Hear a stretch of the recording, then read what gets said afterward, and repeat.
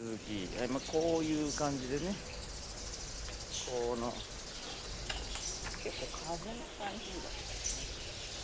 こんな感じでいいわけね。折れてるかな。枝もぐんやりこれ、こっからポキッと折れるわ。さて、水槽設備はどうでしょうかという話です。はい、はい、こんな感じです。